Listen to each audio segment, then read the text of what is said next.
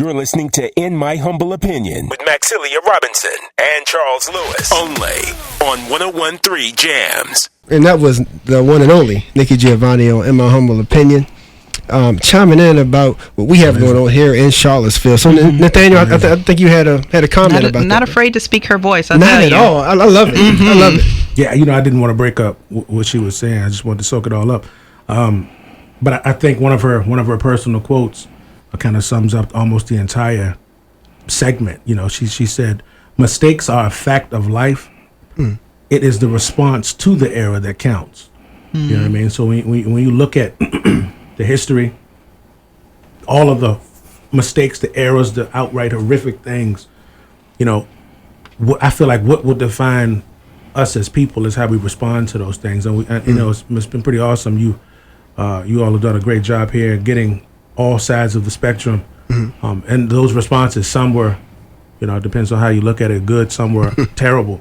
Yeah. But I think that statement of hers, that quote of hers, rings true. It's the response to those errors that counts. If people don't realize what In My Humble Opinion is capable of, I mean, Charles and Max just pick up the phone and call Mars and get whoever they want on the line. Like when I was getting ready to respond to something that Nikki had said before, and she said, "Hold on, we got Nikki on the phone." I was like, "Nikki on the phone? Nikki on the phone?" That's pretty crazy. I gotta give it to y'all too, man. This is the number one show. We're a team. In we Central all Virginia. contribute. Wow. So I know that we're going to have Nathaniel serenade us through the break, but when we come back, we also reached out to, and he was one of our first guests, right, Charles? We reached out to Uriah J. Fields. Yep. And many of you are going to be familiar with Uriah. For those who aren't, Uriah played an intricate role in the Montgomery bus boycotts. Okay, he worked alongside the Reverend Dr. Martin Luther King, and so we have his thoughts on what's happening here in Charlottesville, and you want to hear it. Okay? He was the recorder, right, Max? I'd have to get I think he was. Yeah, I think he was. He was the recorder. Yeah, and I think he was the secretary, and then he also chauffeured some people around. I think he said in a station wagon when they boycotted the buses. And his church was the one, I believe, bombed the works. His church was bombed. That's right. He was a pastor. Yep. So stay with us, okay? And on the other side of this break, you're going to hear what Uriah J. Fields has to say. Okay? Thanks.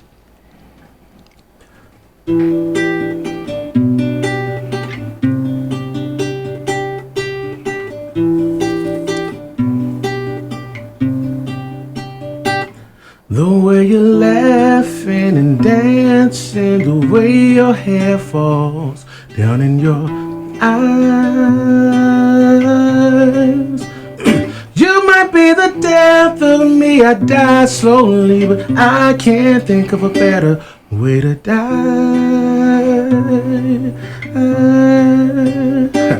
'Cause I love you, baby, you know I love you. You know I love you. Yes, I love you.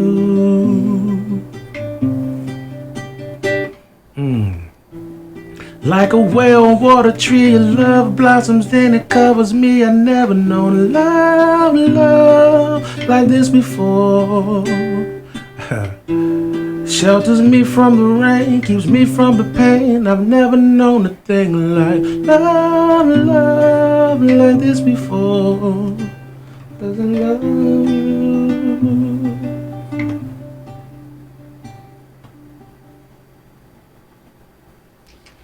All right. Nathaniel. Yes, they didn't want to clapping. That's right. Soul clap. Right. Double time on the twos. That's right. So yeah. So listen, I'm about to get real crude. Nathaniel, have you ever been performing and someone throws some unmentionables on stage? Draws. Like we call them in Orange County, draws.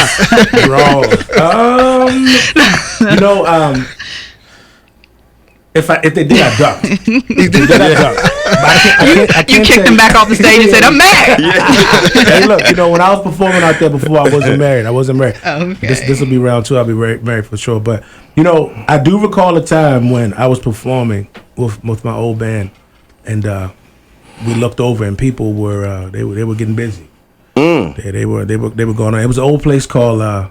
It was my favorite place to play. It was called Gravity Lounge at the time. I think it's the Southern now. It was like the mood was crazy. And well, let me tell you something. You was doing some singing. I was trying. That's for sure. If you made that take place, you was doing some singing. They seemed to enjoy it. It was a good time. All right. So as promised, I have the remarks of Uriah J. Fields pertaining to the removal of the Confederate statues here in Charlottesville and the rallies. Here we go. Do that because I have been involved in attending some of the council meetings and rallies. I really think this is long overdue to remove that statue, that Robert E. Lee statue in particular. First place, it is in the heart of the city where many activities that the city people conduct takes place there. They had the International Festival there just this past Saturday, and I attended it, and of course when I looked at that statue, it did what it usually do. It caused me to have contempt.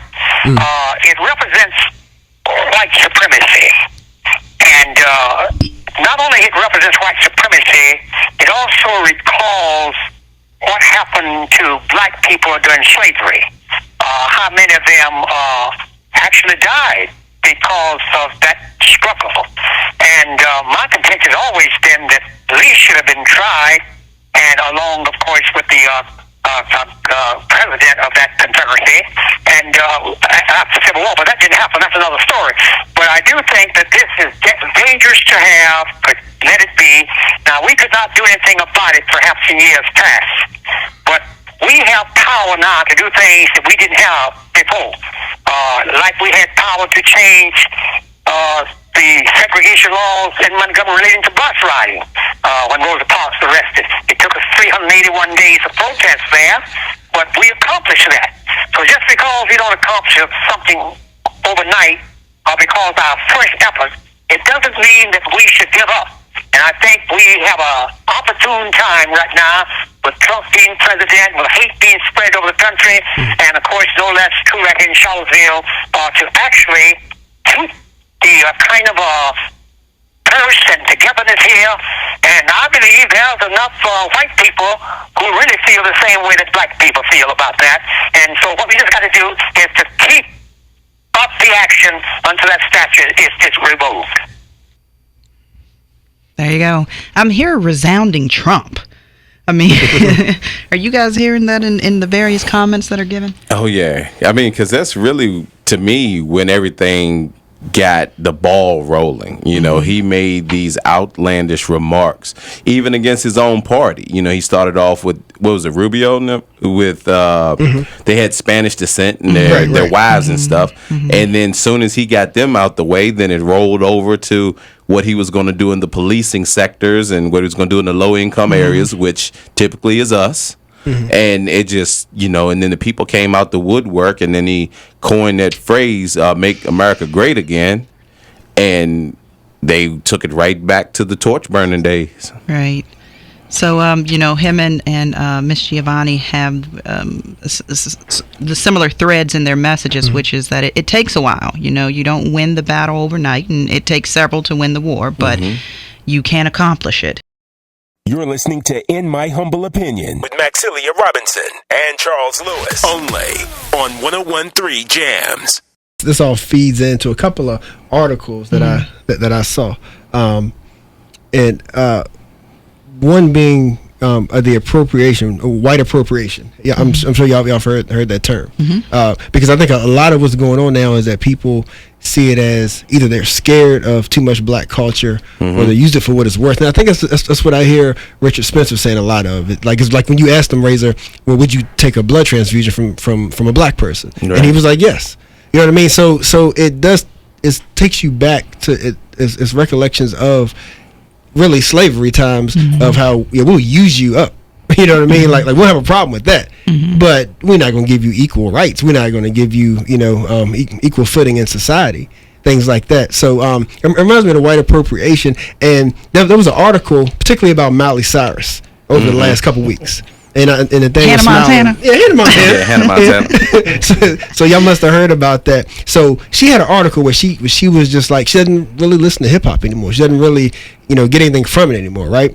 And so of course she came back later and said, in a however long interview, things they chop your words up and use what they want to use. That's how she kind of justified. She said she rather listens to conscious hip hop is if she had to listen to it, is what she's saying.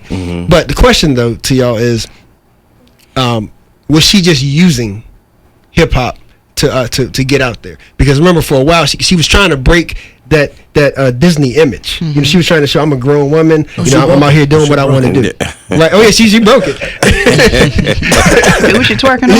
Robin Thicke wasn't it? She twerking and she broke it. I know. What's now?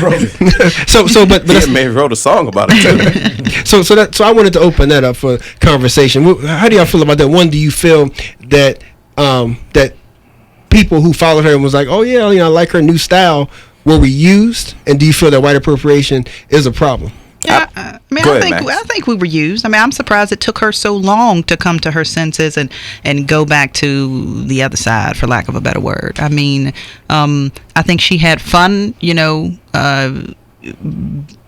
the culture, the black culture, and she used it for what she could get out of it, made some money off of it, and then went back. I don't really know how else to say it. Like, I always assumed that she would, but yeah.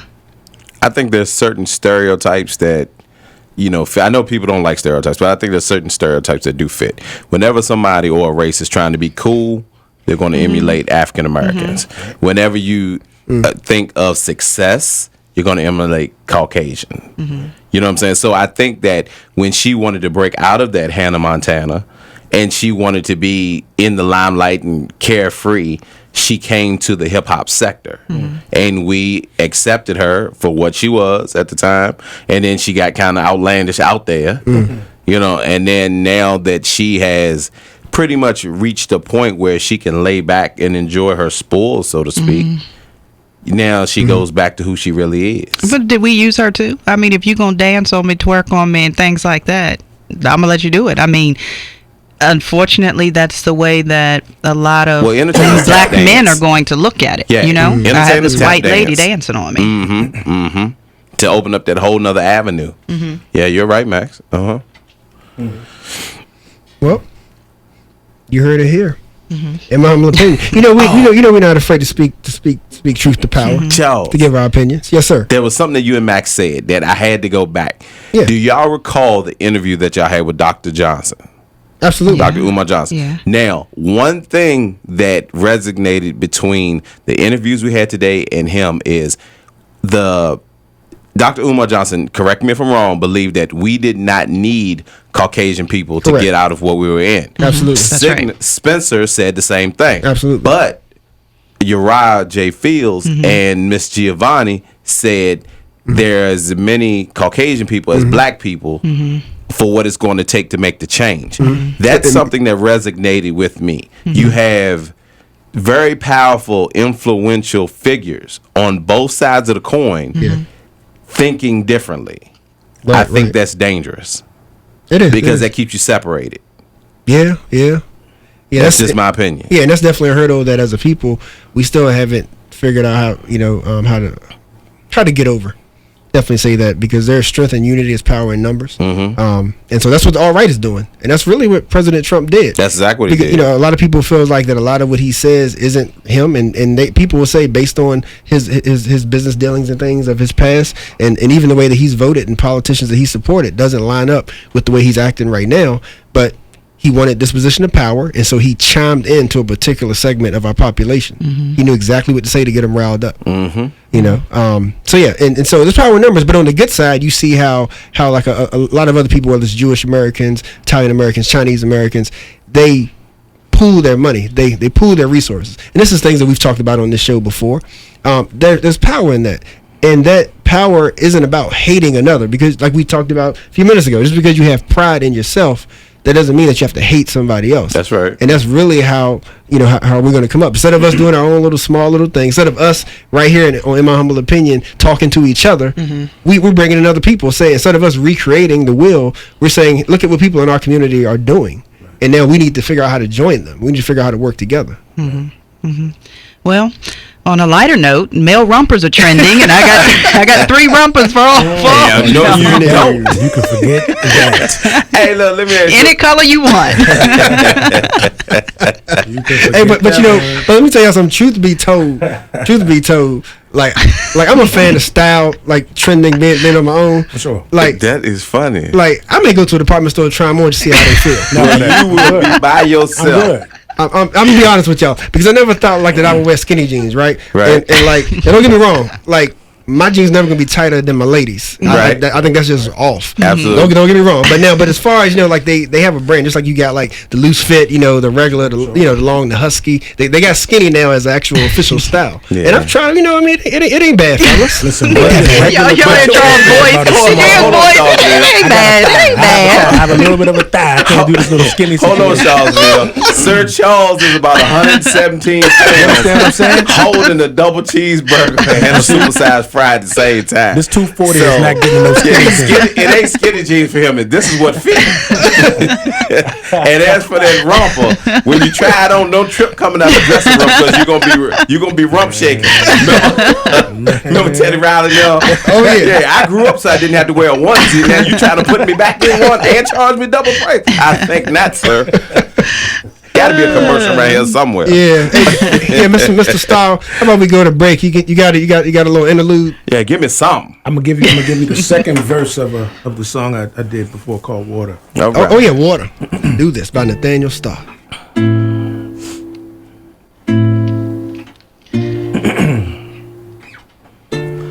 I ain't trying to gas you up, but I'm here forever, girl. I'll never pass you up. You were here when the kid was broke. You helped me follow out my dreams, and you even let me borrow your hope. Tomorrow's a joke if you ain't on my team rooting for me. I know if I drop the ball, you pick it up and shoot it for me, 'cause that's how it is. I hope you know you're my best friend. You soothe me with your warm words when I'm stressed, and I find a safe place to rest in there in your eyes. No lies, no disguise, just affection. You never question how I feel, 'cause you know that this brother's real. Girl, I'm drowning in your water. Oh yeah. Water. She's my water. Water. You're my water. Water. She's my water. Water. Hey, Where can I get a CD? that man made the hair stand up on Tell my me arm. where to get the Where CD. can we get This that is song low. at, man? Come on. Oh man, that song. That's nice. I'm gonna have to go back and re-record that and put that out. All right, please. I have a plethora of songs from that era that aren't available right now, but we can make them available. Absolutely. We'll Hey. go back in the studio and make it Hey, happen. because all I'm saying is I'm gonna leave Max and Razor here to finish the show, and I'm gonna go home and get some water. Miss Sharita, look out. 29 North. Here you go. All right, y'all. We'll be right back on IMHO, the People Station, and the home of the show Underwood Radio, and the home of Rise and Grind. That's right. Did I get that, Max? Rise and Grind. Absolutely. Rise and Grind Morning Show. All right. We'll be right back. You're listening to In My Humble Opinion with Maxilia Robinson and Charles Lewis. Only on 101.3 Jams. In my humble opinion, we're back on the air. WVAI. 101 Jams. That's right. Max, you know, you do that so much better than me. How about you give the call letters, tell everybody who's on the station, who to listen to. So, yeah, go ahead. You're tuned in to In My Humble Opinion on 101 Jam's Classics and today's hip-hop and R&B. And, of course, the home of Cheryl Underwood Radio and the Rise and Grind Morning Show. Absolutely.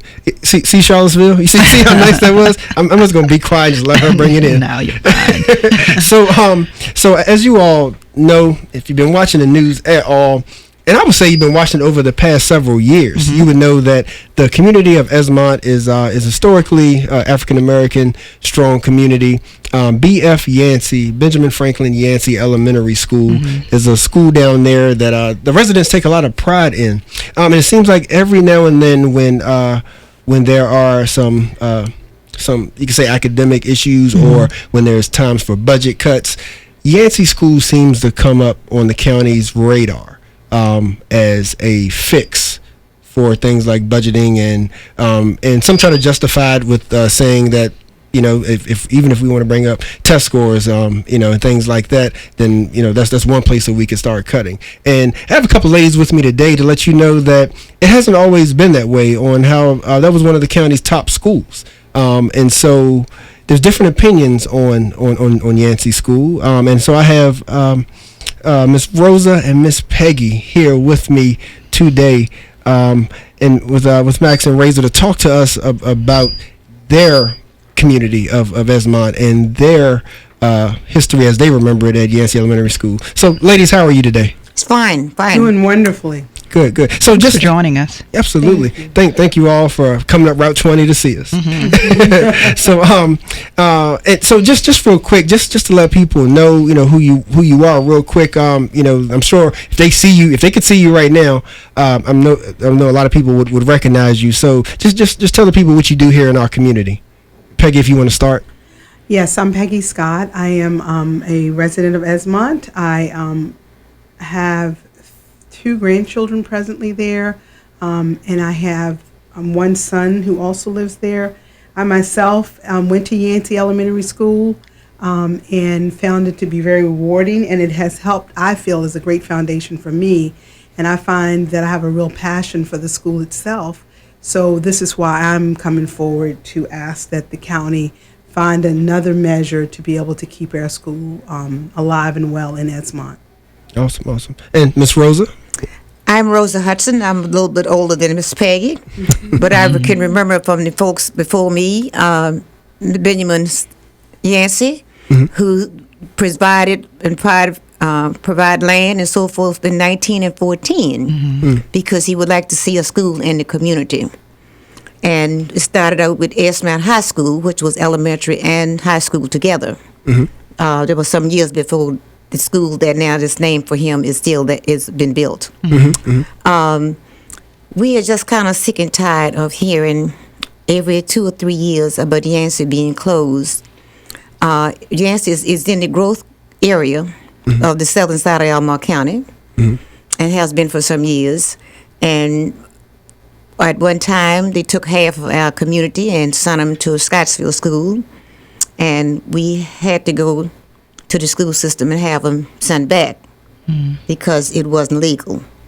Right. And since then, in the next 2 or 3 years, they were saying they couldn't add on to Yancey School because of the septic system and the land. So we have people in the community who had property all around, including me, that was for sale, that was joining Yancey School that they could have purchased.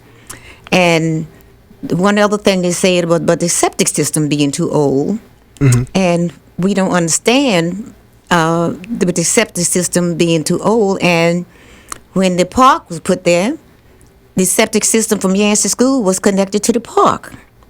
So we feel like we've heard some things that's not been true. Right. I know lately in the last year we bought the 5 acres of land down just below Yancey School where we put in a new water system, which would take care of the park and the school.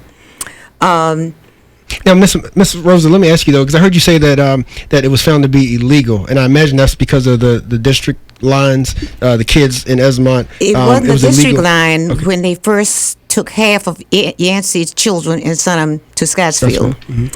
they called it Chestnut Grove, but Chestnut Grove was only the name of the church. It was all Esmont children. And they sent them to Scottsville. And what happened when they talked about closing the school, that's when we got an attorney. It was 3 of us. William Johnson, who was passed, Reverend Roger Ford, who is gone, and Rosa Hudson. I was the head of the NAACP for that area at that time. And they sent them back. They sent those children back. And after they sent those back, they decided to redistrict children who still was attending Yancey School from the Keene area, Abilene, and Schuyler. And I'm thinking, as long as you're going to be taking children away from one school and send them another, and then you want to close the school because we don't have but a certain amount of kids there, why are we steady taking kids away? I haven't got an answer to that yet. Right. And now I take it that there may be some redistricting needed if they end up combining. And what's you all's opinion on that? On having like one big southern feeder pattern school for Red Hill, Yancey and Scottsville. Well, we all agreed on that some years ago when he was talking about putting it near Walton School, and they claimed that the land out there didn't perk. And that was one reason why we didn't get that one central school, but that would be perfect. Because, but I still know that the growth is coming from the Yancey School area. And also remember hearing a report that I believe school board member Graham Page may have came up. He got some numbers about how it would actually be less money to do the renovations at Yancey rather than building a new school. Was that accurate, Peggy? That was accurate at that time, right? Okay. Right. All right. Cool. All right, and now I think you were mentioning you were getting to there was a lawsuit. Tell us a little bit more about that. After they had took the part of Esmont children to Scottsville, and that's when they first started talking about closing Yancey, and that's when the 3 of us decided we need to do something about it. Not just the 3 of us, but also the community. But we was the 3 that had brought the lawsuit against them. I got a copy here. And that's when it decided, and they wasn't going to close Yancey. Gutierrez was the superintendent at the time. And he was the superintendent when the half was Sunday Scottsville, and he was the superintendent also when the half came back. Okay. All right. Now let me ask you about the possibility of it being a community center. Let's say that it's no longer B.F. Yancey Elementary School, so to speak, but they make it, B.F. Yancey Community Center, whatever the case may be. Do you think that the citizens would be okay with that? No. Or is it about I can tell you they wouldn't be. They still like to see the school there. Okay. They feel like from history, when Mr. Yancey in 2014, when he first started, because he wanted the school in the community for the children. Because that was back when things was, was integrated. And we still would like to see a school there. The community would prefer seeing a school than a community center. Okay. You're listening to In My Humble Opinion with Maxilia Robinson and Charles Lewis, only on 101.3 Jams. Before we let you all go, I got to make sure that we make it clear. And Ms. Peggy, I want you to definitely chime in as well on this. Why is it so important? Point blank. Like, why is this worth fighting for? I feel from history, when the people who was segregated decided to put a school in Esmont, that we still need to take that history on. Otherwise, it would not have been a school there. Right. You said 1914, right? Yeah, they gave the land. They gave the land and everything to have a school there. So I think it's the history. And the people that lives in the community also feel like it's the history that the school, they would always like to see a school there. Okay. And Peggy? And my thoughts are that B.F. Yancey Elementary School has a meaning greater than the school itself. But I do believe that when Mr. B.F. Yancey and those that worked with him worked so diligently to ensure that those children had a community school, and he worked as a waiter outside of his area to send funds back to his family, even though he worked as a teacher, he was paid like $25 a month. This gentleman essentially kept the school going on his back. And now the county sees it as it's just another school costing money, but they're not looking at the advantages of having those families close to their children. And they say that the parent participation is down. They say the volunteerism is down. They've dumped all this money into the school system and into the school, and nothing has happened. Mm-hmm. But the county has to take some ownership and accountability of the fact that the principals that they've placed there and the teachers that they have placed there that have not been successful in educating their children has to be some of the foundation of why it has not been successful. Right. They cannot blame the fact that the children are not able to attain the scores necessary when the people they've placed there has not been able to carry what the work responsibilities and accountability that they should have had to be able to do this. When Allison Dwyer was there, those children were doing fine. These children now are so considered, in a disadvantaged area. They were always in a disadvantaged area. Mm-hmm. My child was in a disadvantaged area. She went on to become, my children went on to become, high school graduates and do well in life. And I think Rosa can say the same. Her children have done that, and they went to Yancey. So looking at the school as the problem is the biggest issue I find. Let's figure out what the issue is that we're not doing as a county and hold ourselves accountable to making it better for the children. One thing else I would like to say is that Yancey has not themselves lost children. Mm-hmm. Children has been taken from Yancey School and placed in other places, and they're much closer to Yancey School. Some of them are even walking distance, but they are going to other schools because of the redistricting. Mm-hmm. But they are in Yancey's community. They have been at Yancey School all the time. But to help the other schools to grow, they've been taking children away from Yancey School. Okay. Gotcha. Thank you for that. So in closing, next steps. Anybody listening that wants to be a part of this cause and let that vote be cast and let their voice be heard. Is there another public forum coming up? Yes, there's a meeting in Scottsville on Monday, this upcoming Monday, for Scottsville School. There's a meeting on Tuesday for Red Hill School. But for Yancey School, we have asked on Esmont Day, today, as everyone knows is happening, we asked the parents and the citizens to let us know if they would be willing to support Yancey by offering to the PTO and the principals, as well as the teachers, to support Yancey in the next year to show that if we all become engaged as we need to be, that we can make this successful and not close a school that has all the ability to function in a community as any other school if we had the appropriate opportunities. Awesome. Well, ladies, thank you for all you're doing. Thank you. Keep up the fight. Absolutely. Thank you for joining In My Humble Opinion. You're welcome back anytime. Thank you, guys. All right. Thank you. You're listening to In My Humble Opinion with Maxilia Robinson and Charles Lewis. Only on 101.3 Jams. All right. That's another edition, quite the edition, right, of In My Humble Opinion. Ooh.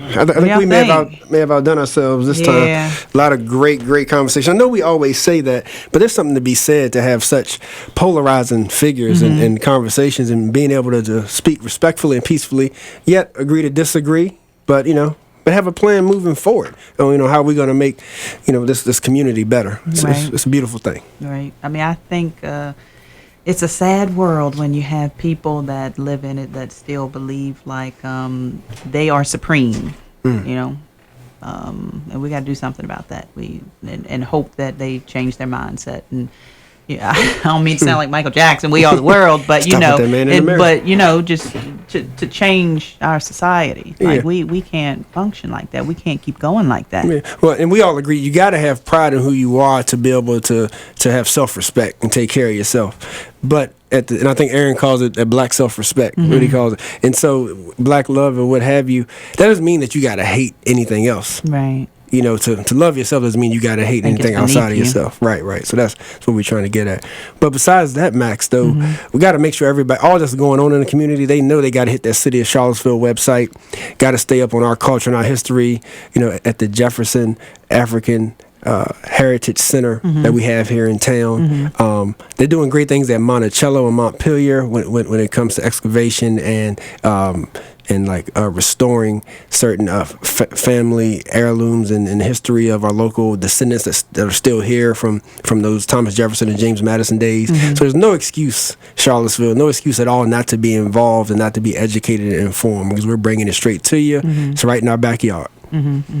I also want to shout out a couple of graduates. Now, listen, if you have someone graduating, your child, your niece, your grandchild, whomever, you can email us, you can call us, you can inbox us on Facebook, IMHO101jams@gmail.com. And we're also on Facebook, in my humble opinion, IMHO.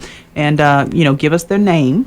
And then tell us what their plans are following graduation. It could be as simple as the name of their college, or if they're going to the military, or it could be workforce, okay? Because graduating is a big deal, and we want to let all of our kids that have accomplished that step, to let them know that we're proud of them, okay? So you send us their name and what they plan to do after high school, and we will announce it on the air, okay? So I have a couple of people that I want to shout out now. Brianna Tinsley will be attending the University of Virginia in the fall. Yeah, my homegirl. Yeah, Alasia Ragland will be going to Randolph College. Destiny McDonald will also be going to Randolph College. Tyler Bunye will be going to Shenandoah College. All right, Tyler. Cameron McCain. Now, I don't know if you say this Lewisburg or Louisburg. I'm not sure. Okay. Lewis. All right. He will be going there. And then Dejour Streller will be going to Virginia State. All right. So if you want us to shout out your loved one, reach out to us. Okay. We'll definitely do it. And thank you for tuning in. We appreciate you. And we hope that this lays a platform for some good dialogue. No matter which side you're on, right? We should all be able to come together and talk about this civilly and sensibly, and hopefully generate some positive change out of that. You know something my daddy used to say? What's that? He said, a poor frog don't praise his own pond. Now you got to break that down for me. What does that You mean? just mentioned Dejour Estrada and just said it like it was just some random kid out there. Tell the people who Dejour Estrada is. Tell them how Dejour is proud you my are. wonderful, That's lovely, right. beautiful daughter, and she is graduating next month from William Monroe High School out in Greene County. So I know we're very proud of her, extremely Absolutely. proud. Yep. Good stuff. Yeah, Dejour is the baby, you know what I'm saying, that's going on. So anybody feel free to bring some gifts to Miss Max and praise the wonderful work she's done for 12 years. We take donations, gift cards, and straight cash. Scholarship. So again, we hope you've enjoyed the show. We had quite the list of guests from different sides of the coin, and it all makes for good conversation and hopefully propels us to a better, brighter future. You agree? That's right. IMHO. You know how we do, and make sure you follow up on us. If you want to hear any more of these interviews, IMHO 101 Jams on social media and by email. You know how to reach us and know how to stay in tune, informed. That's right. So listen, we're going to turn the end of this show over to Nathaniel Star. Okay, right. He's been the one serenading you throughout the show today. So Give us some fingers. So he's going to close us out with one of his own originals and give us the information about how we can find his music or attend, I don't know, a performance, different things like that. Nathaniel? I know it's crazy, but I love to see you walk away. Not that you're leaving, but the way your body looks heavenly. And when you kiss me and run your fingers across my lips and say, baby, sing water because I'm thirsty, can I have a sip? So what can I do but give in to you? I try to play it cool, but I break the rules. I'm just a man, but when it comes to you, I'm more like a fool. Hey, as your love floods in, you excite me. Now I'm trembling, girl, you got me. And if I could tell you what I feel. If I could tell you what I feel, it'll sound a little something like I love you need me, and I call you my little forever. Hey, they, oh yes, them, they envy, they want this, oh no, how can they when the perfect two are already together? Forever, honey, forever, baby, forever, darling, forever. All right. Luther who? I said Luther who? Oh man, stop it. Yes, sir. Yeah. What's your wife's name? Shirley Amofa Datu Jackson. Right. Shirley Jackson. That man I stole it from the motherland. I don't know what you done to this man, but to make a man sing like that, Luther who? Y'all too much. Man, you made Razor get out of his seat and start two-stepping. Oh man, I like that. I thought he was about to, start dancing Y'all too much. or like propose or something up in here. Y'all are too much. How can we find out more about you? I like most musicians have a Facebook page. So my music page is Nathaniel Star, 1 R. Twitter is I Am Soul Music. Instagram, Nathaniel Star Music. And of course I have the album that came out in December. Go check it out. Go buy it. It's available on Amazon, iTunes, Google, you name it. It's called Kaleidoscope. It's a picture of myself with police tape over my mouth. So definitely support local. And hopefully, I don't think you'll be disappointed. That's right, man. Thank you for joining My Humble Opinion today. Thank you for having me. Right, being in-house musician and guest co-host, man. We definitely had a blast. And you're not a stranger from now on. You are officially family. Whenever you have me, I'm here. And on a lighter note, support your own. You understand what I'm saying? Got to. This is a local man. You want music like this to get out? Support your own. Buy the man's album.